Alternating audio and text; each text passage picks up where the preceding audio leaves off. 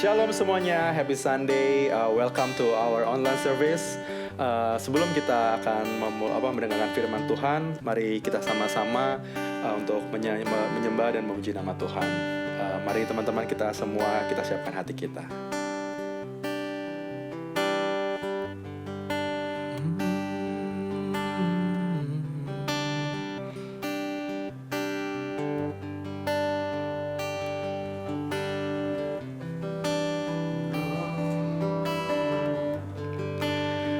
Dekat padamu, itu rinduku.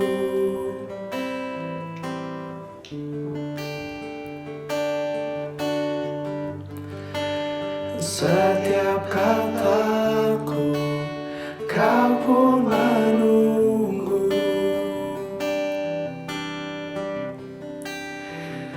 Tak kusangka ku temukan satu kasih yang abadi.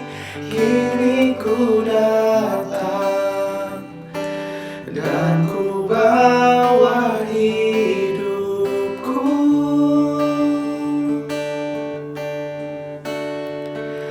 memandang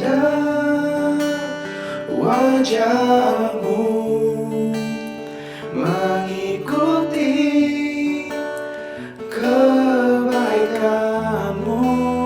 mengejar hadirmu di dalam hidupku,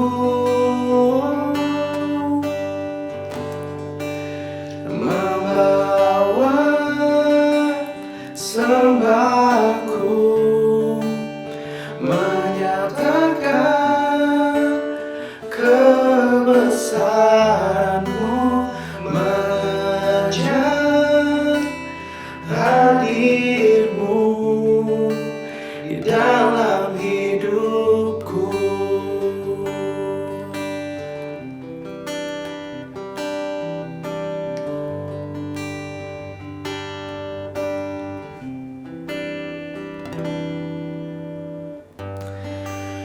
Dekat padamu, itu rinduku.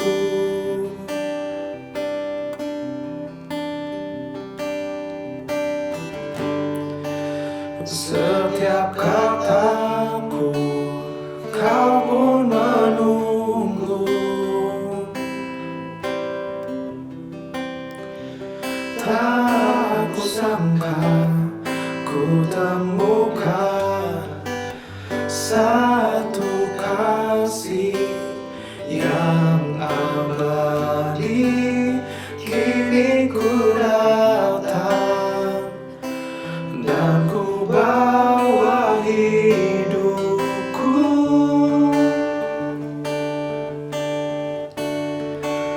memandang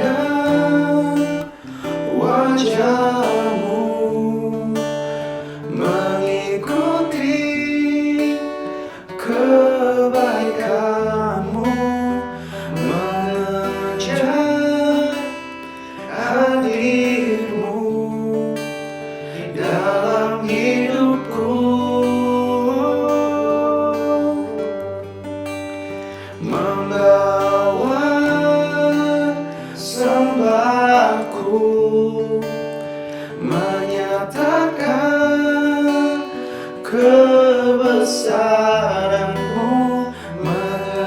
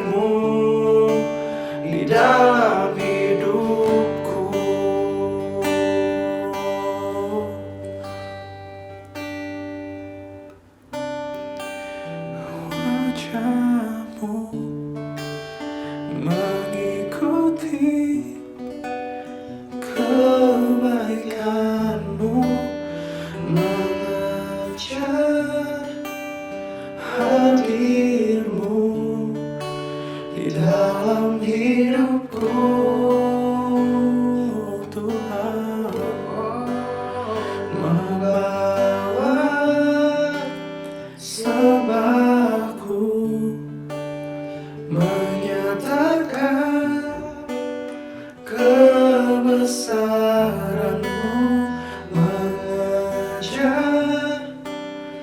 hadir-Mu di dalam hidupku.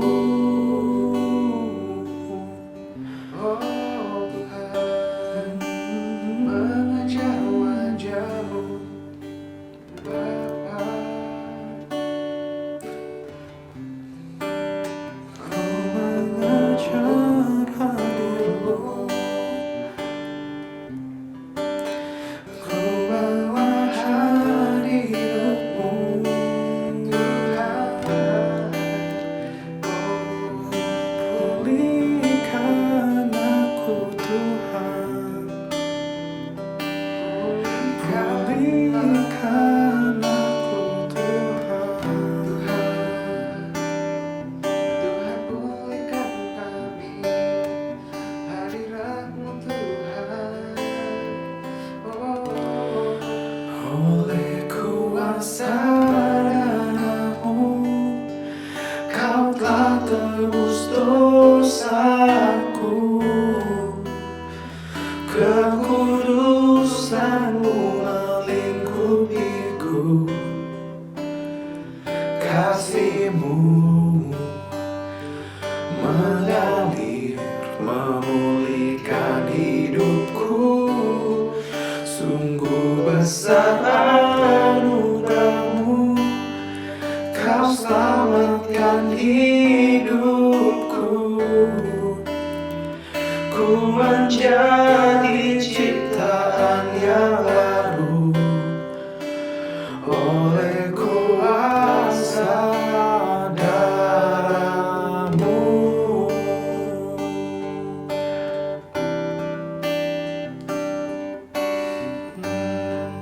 Oleh kuasa darah-Mu. Saat ku masuk ke hadirat-Mu, bawa persembahan ke tempat kudus-Mu. Pujian ku naikkan, sembah ku berikan bagi-Mu Allah yang mulia. Kau layakkan ku menghampiri-Mu, melihat tata kemuliaan-Mu Tuhan. Pujian ku naikkan, sembah ku berikan bagi-Mu Allah yang mulia. Oleh kuasa darah-Mu, Kau telah tebus dosaku. Kekudusan-Mu melingkupiku, kasih-Mu mengalir memulihkan hidupku. Sungguh besar anugerah-Mu, Kau selamatkan hidupku. Ku menjadi ciptaan yang baru oleh kuasa darah-Mu.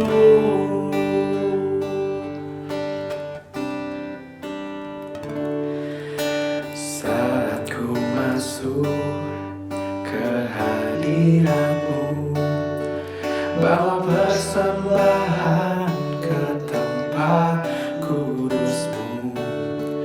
Pujian ku naikkan, sembah ku berikan bagi-Mu Allah yang mulia. Kau layakkan ku menghampiri-Mu, melihat tata kemuliaan-Mu Tuhan. Pujian ku naikkan, sembah ku berikan bagimu Allah yang mulia. Oleh kuasa darahmu kau telah tebus dosaku. Kekudusanmu melingkupiku. Kasihmu mengalir memulihkan hidupku. Sungguh besar anugerahmu, kau selamatkan hidupku. Ku menjadi ciptaan yang baru oleh kuasa darahmu. Oleh kuasa darahmu kau telah tebus dosaku. Kekudusanmu melingkupiku. Kasihmu mengalir memulihkan hidupku. Sungguh besar anugerahmu, kau selamatkan hidupku. Ku menjadi ciptaan yang baru oleh kuasa darahmu.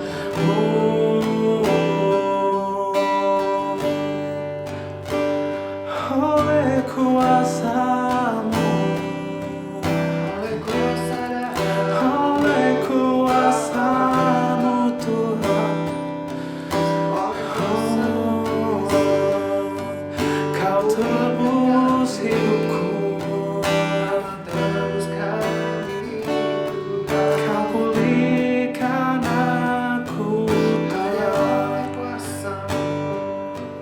Kau tebus hidupku Tuhan.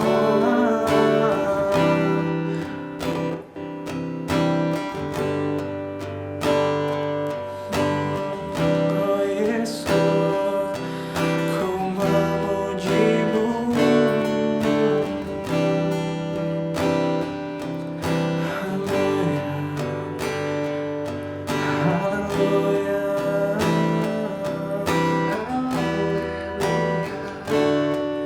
Kau lingkupi hidupku. Kau tebus hidupku. Oleh kuasa darahmu kau telah tebus dosaku. Kekudusanmu melingkupiku. Kasihmu mengalir memulihkan hidupku. Sungguh besar anugerahmu, kau selamatkan hidupku. Ku menjadi ciptaan yang baru oleh kuasa darahmu.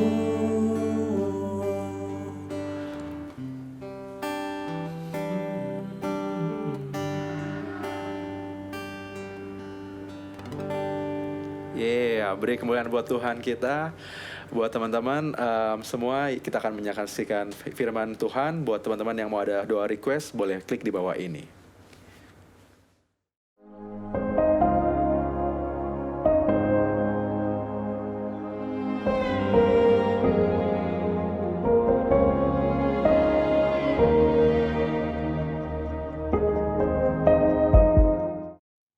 Shalom saudara-saudara, apa kabar? Happy Sunday. I hope you are having a wonderful week. And I'm excited untuk satu minggu ke depan. Saya percaya ada kuasa Tuhan, ada penyertaan Tuhan dalam hidup saudara dan dalam hidup saya. Amin. Hari ini kita akan sama-sama mengambil perjamuan kudus. Ini waktu yang baik untuk mempersiapkan roti dan anggur untuk perjamuan kudus. Saya percaya perjamuan kudus bukan sesuatu yang rutinitas, tapi ada kuasa dan besar kuasanya bagi hidup saudara dan bagi hidup saya. Amin. Sebelum perjamuan, izinkan saya untuk berbagi mengenai satu firman Tuhan yang ada di 2 Korintus 8. Saya bacakan dari 2 Korintus 8 ayat 1 sampai ayat 5. Saudara-saudara, kami hendak memberitahukan kepada kamu tentang kasih karunia yang dianugerahkan kepada jemaat-jemaat di Makedonia. Selagi dicobai dengan berat dalam pelbagai penderitaan, sukacita mereka meluap. Dan meskipun mereka sangat miskin, namun mereka kaya dalam kemurahan. Ayat 3, Paulus bersaksi bahwa mereka telah memberikan menurut kemampuan mereka, bahkan melampaui kemampuan mereka. Dengan kerelaan sendiri, mereka meminta dan mendesak kepada kami supaya mereka juga beroleh kasih karunia untuk mengambil bagian dalam pelayanan kepada orang-orang kudus. Mereka memberikan lebih banyak daripada apa yang kami harapkan. Mereka memberikan diri mereka pertama-tama kepada Allah, kemudian oleh karena kehendak Allah juga kepada kami. Nah, Gereja Makedonia ini adalah gereja yang di-set up, dirintis oleh Paulus di dalam salah satu perjalanan misionarisnya. Nah, kata ada sesuatu latar belakang yang perlu kita mengerti mengenai Gereja Makedonia sebagai alasan atau latar kenapa Paulus menuliskan surat ini seperti ini. Ayat 2, Paulus meng-highlight, memberikan satu penekanan, selagi dicobai dengan berat. Nah, dalam kata aslinya, bahasa Yunani, Gereja Makedonia ini mengalami sesuatu yang luar biasa. Yang pertama dalam bahasa aslinya, mengindikasikan bahwa mereka mengalami sebuah tes berat yang melibatkan atau yang terdiri dari kesengsaraan. Jadi bukan sekedar tes yang biasa-biasa saja, bukan sesuatu yang normal-normal saja, tapi ini sudah melibatkan kesengsaraan. Kesengsaraan berbicara mengenai kehidupan seseorang. Jadi kehidupan mereka itu betul-betul susah. Jadi itu deskripsi yang pertama mengenai Gereja Makedonia. Deskripsi yang kedua berbicara mengenai pengujian yang membuktikan nilai seseorang. Jadi saudara, seperti sebuah jeruk yang kita pegang atau buah yang kita pegang, kalau kita pegangnya biasa-biasa saja, Anda nggak akan melihat apa-apa. Tapi kalau Anda remas dengan keras, maka Anda akan bisa melihat jusnya, ya, air atau yang kita sebut jus itu akan mulai menetes keluar dari jeruk itu. Nah, pengujian yang dialami oleh Gereja Makedonia itu adalah seperti itu. Begitu keras mereka ditekan sehingga itu menguji sesungguhnya isi daripada mereka. Jadi bukan sekadar melihat luarnya saja, inspeksi di luar, tapi ditekan apakah betul-betul ada airnya atau tidak. Jadi sesuatu pengujian yang betul-betul keras, betul-betul untuk menguji siapa jati diri mereka. Yang ketiga adalah konotasi pengertian daripada penderitaan yang mereka alami. Adalah penderitaan di tangan sesama unbeliever, ya. Jadi mereka sebagai gereja Tuhan mengalami satu pelecehan, lebih tepat kata yang digunakan adalah pelecehan oleh orang-orang yang tidak percaya. Jadi bayangkan pengujian yang kesengsaraan yang mereka alami adalah kesengsaraan, adalah tes berat yang melibatkan kesengsaraan kehidupan mereka. Kedua, suatu tekanan yang luar biasa. Yang ketiga, pelecehan yang datang dari luar kalangan umat percaya. Jadi sesuatu yang luar biasa, saudara. Nah, saya mau katakan hari ini saya berikan tema bicara mengenai Independence Day, Hari Dirgayu Kemerdekaan. Saudara, di bulan Agustus ini kita akan merayakan Hari Kemerdekaan Indonesia.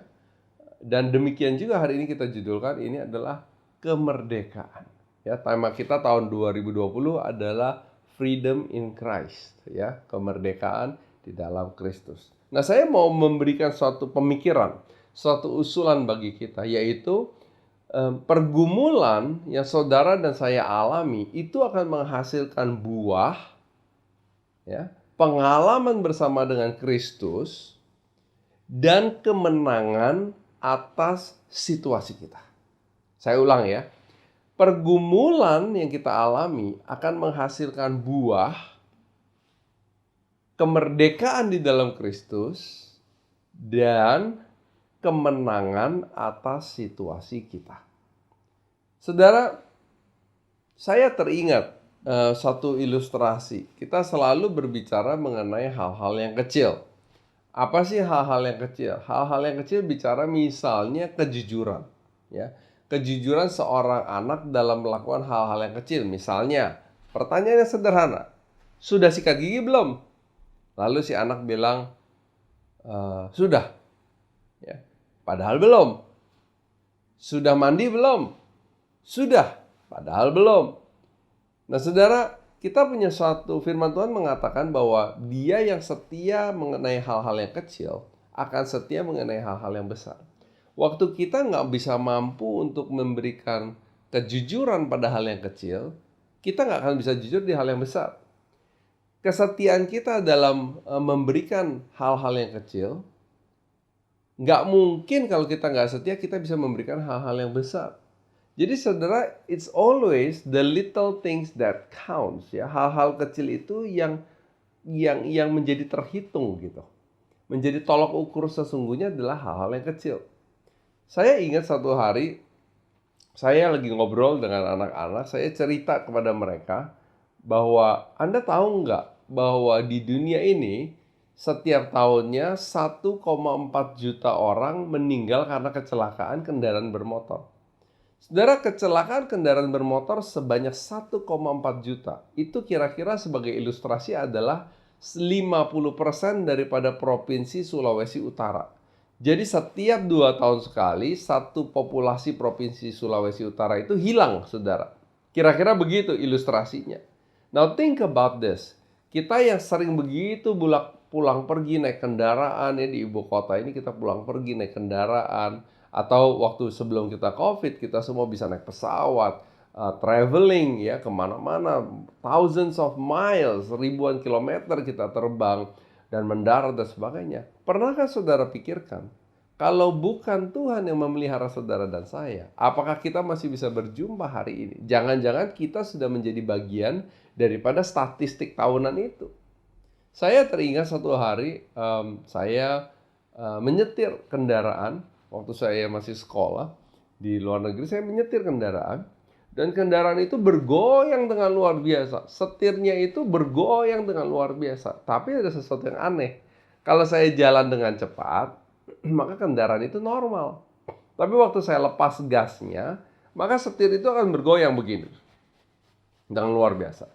Selama 4 jam kami menyetir itu posisi seperti itu. Tanpa berpikir panjang, saya lanjutkan dengan kecepatan yang tinggi. Karena tinggi, dia menjadi normal. Setibanya kami di tempat tujuan, ya sudah check-in hotel dan sebagainya. Saya iseng, saudara. Saya berpikir, apa sih sebenarnya masalah dari kendaraan ini? Saya turun. Waktu saya turun, tentu yang pertama kita periksa adalah ban, right? Dan saya ingat saya menggunakan jari hanya untuk mengecek. Dan waktu saya cek baut daripada ban mobil saya, waktu saya cek, saya putar, tidak sampai setengah putaran, baut itu sudah lepas. Dan bukan hanya satu baut, tapi 5 ke 5 baut itu semua begitu. Setengah putaran, satu putaran, setengah putaran, satu putaran, kira-kira begitu. Itu sudah terlepas. Bayangkan saudara, saya berpikir pada saat itu saya nggak berpikir banyak. Saya hanya berpikir, wah untung.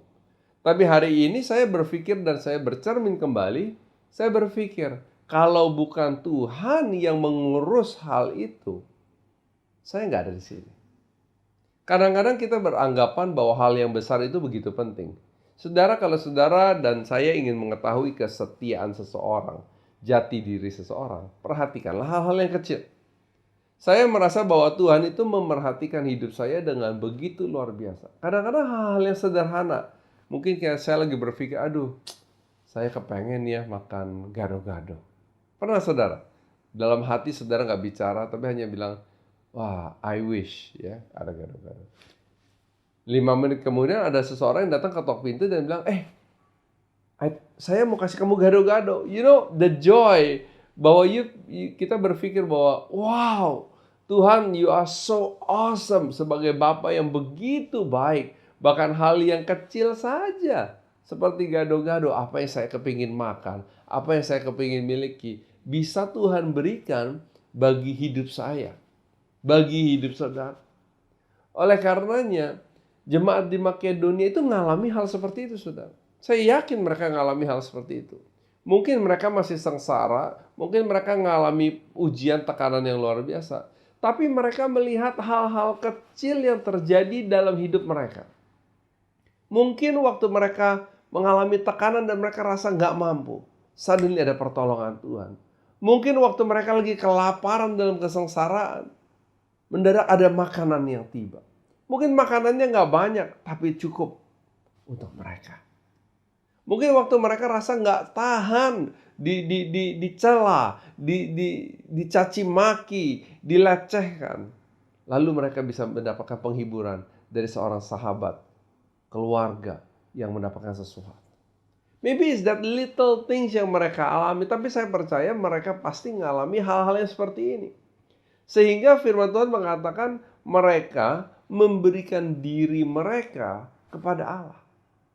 Kenapa seseorang berani memberikan diri mereka? Memberikan diri mereka itu berbicara kehidupan. Bukan hanya sebagian, tapi keseluruhannya diberikan. Saudara, nggak mudah menyerahkan kehidupan kita keseluruhannya kepada seseorang, kan? Saya yakin dalam kehidupan mereka mengalami so many little things. Firman Tuhan Matius 6 ayat 33 mengatakan, ya, jangan kamu khawatir mengenai hal-hal ini, tapi carilah dahulu kerajaan Allah. Apa yang dikatakan di sana adalah kalau Tuhan memerhatikan hal-hal kebutuhan-kebutuhan yang kecil di dalam hidup kita, apalagi hal-hal yang besar. Dan oleh karenanya jemaat di Makedonia bisa mempercayakan, firman Tuhan mengatakan mereka memberikan diri mereka kepada Allah. Artinya kehidupan mereka seluruhnya kepada Allah. Saya yakin seseorang yang memberikan kehidupan mereka keseluruhannya kepada Allah pasti memberikannya dengan penuh satu ucapan syukur. Tuhan, terima kasih. Kalau Tuhan memerhatikan hidup saya.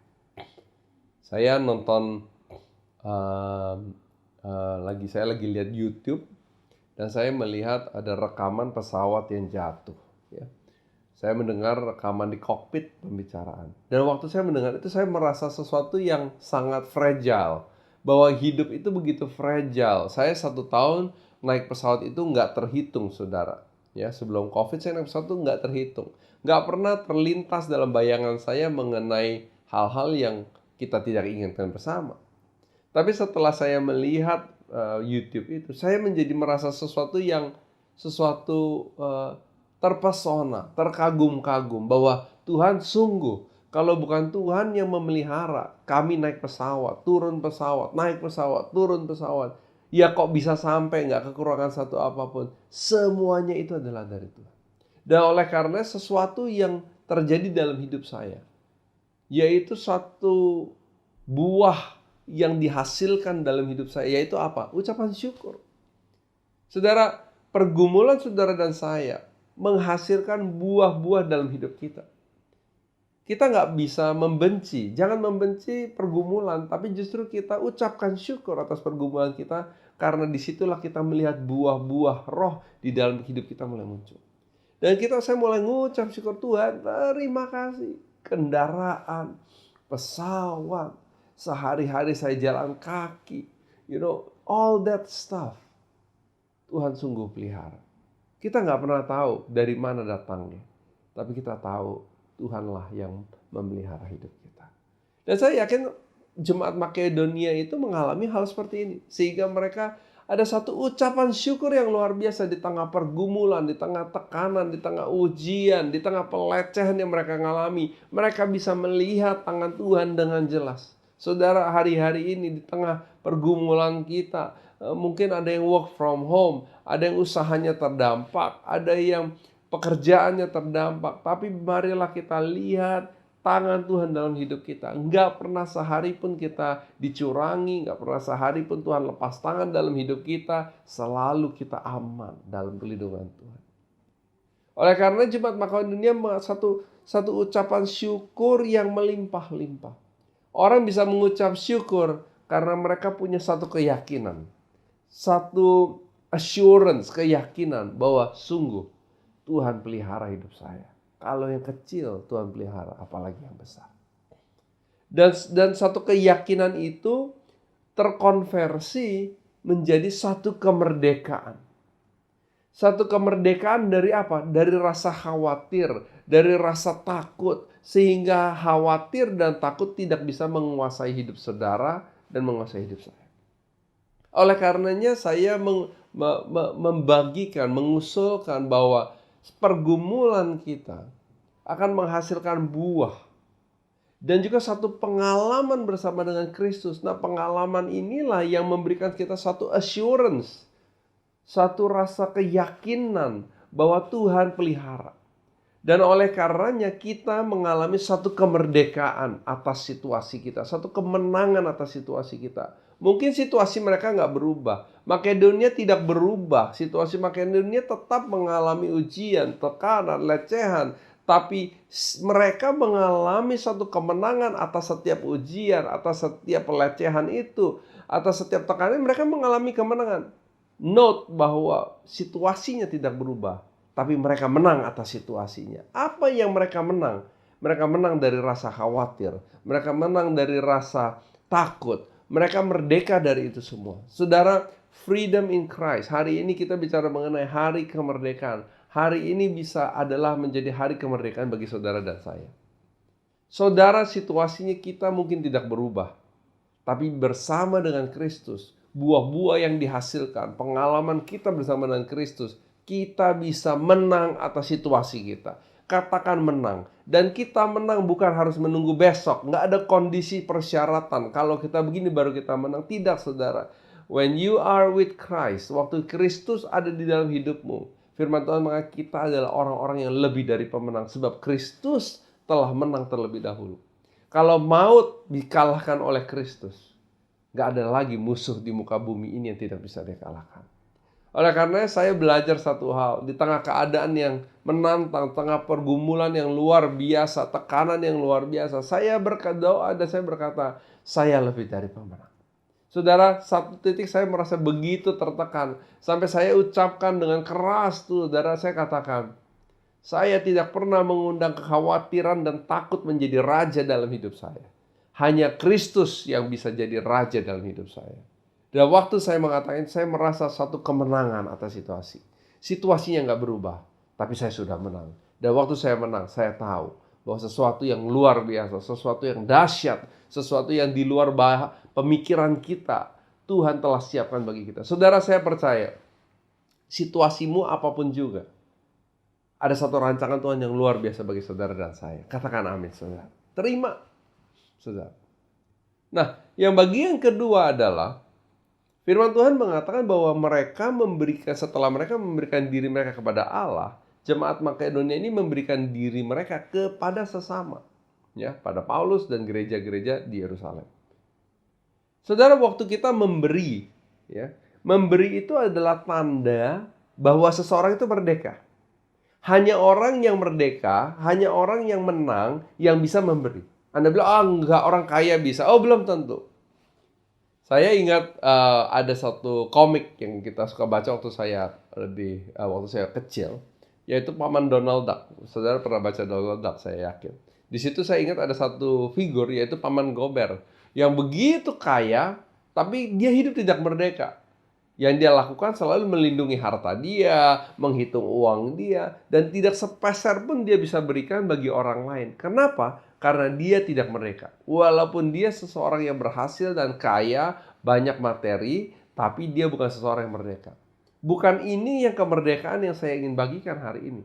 Tapi kemerdekaan yang diberikan contoh oleh jemaat Makedonia adalah satu kemerdekaan yang mereka dengan sukarela, walaupun mereka kekurangan, diuji, dilecehkan dan sebagainya, mereka, firman Tuhan mengatakan, mampu memberikan. Bahkan bukan hanya memberikan yang biasa-biasa, tapi yang lebih dari kemampuan mereka. Saudara, udah sengsara, mereka memberikan lebih lagi.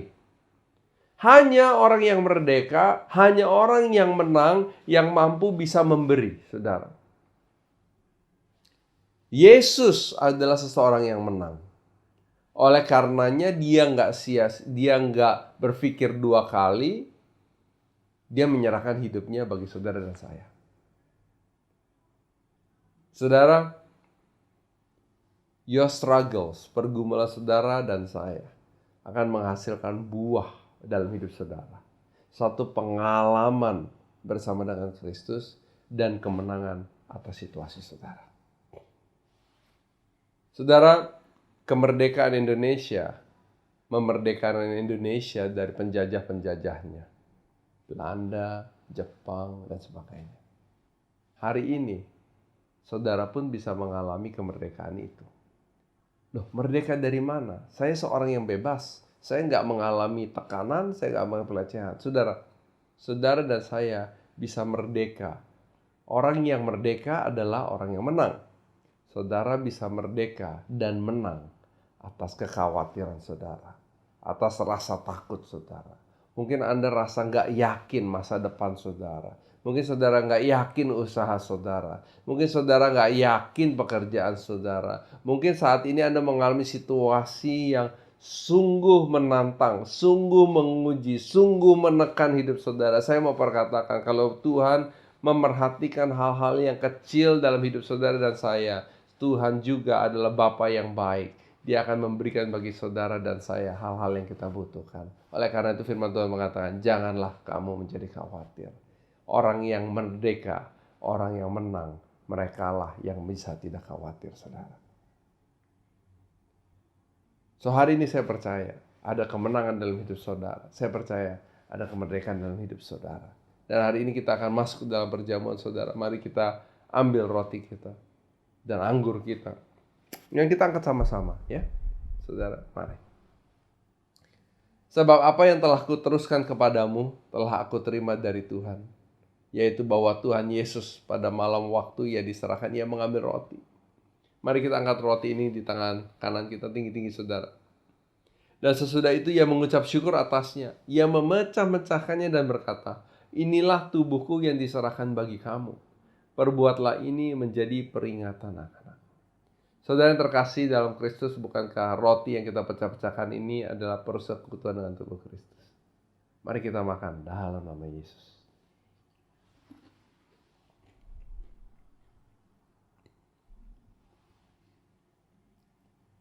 Demikian juga ia mengambil cawan sesudah makan lalu berkata, cawan ini adalah perjanjian baru yang dimeteraikan oleh darahku. Perbuatlah ini setiap kali kamu meminumnya menjadi peringatan akan aku. Saudara, waktu kita minum darah Kristus, anggur ini sebagai satu peringatan. Kita ingat pengorbanan oleh Yesus bagi saudara dan saya. Tapi saya mau saudara juga ingat kemenangan yang dia contohkan, yang dia janjikan, dan yang dia telah berikan bagi saudara dan saya. Hari ini waktu kita minum cawan ini, waktu kita minum anggur ini, saya mau saudara dalam hatimu, dalam rohmu mengatakan, aku menang, aku merdeka, aku menang atas situasi, aku menang atas kondisi, aku menang atas sakit penyakit, aku menang karena Kristus telah menang terlebih dahulu. Aku mau terima, aku mau imani, I just wanna receive bahwa aku adalah sungguh umat yang lebih dari pemenang. Amin, saudara. Mari kita minum sama-sama dalam nama Yesus.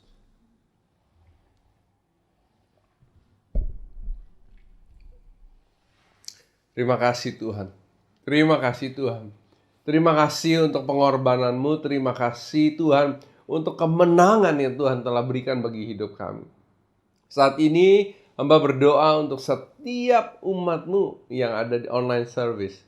Berdoa Tuhan, apapun yang menjadi situasi mereka, apapun tantangan yang mereka alami, apapun pengujian yang tekanan-tekanan yang mereka sedang alami, apapun pelecehan-pelecehan yang mereka sedang alami, aku perkatakan, biarlah Tuhan kami jadi menang. Biarlah kami perkataan bagi hidup kami, kekhawatiran keluar dalam nama Yesus. Rasa takut keluar dalam nama Yesus. Engkau gak bisa menguasai hidupku. Biarlah hanya Yesus Kristus yang menjadi Raja yang menguasai 100%, menjadi Tuhan bagi hidupku. Dan bersama dengan Kristus aku nggak perlu takut, aku nggak perlu khawatir, sebab Dia adalah Bapa yang baik, yang memerhatikan, yang mencukupi, yang membentengi, yang melindungi, yang memberikan kesehatan, yang memberkati dengan berlimpah-limpah. Kami percaya Tuhan bahwa masa depan kami cerah. Kami percaya Tuhan bahwa perjalanan kami adalah naik dan bukan turun. Kami percaya kami akan jadi kepala dan bukan ekor. Dan kami percaya Tuhan,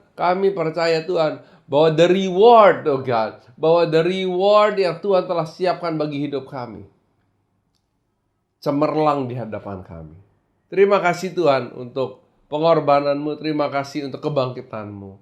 Terima kasih untuk hari ini. Di dalam nama Yesus, semua umat pemenang katakan, amin.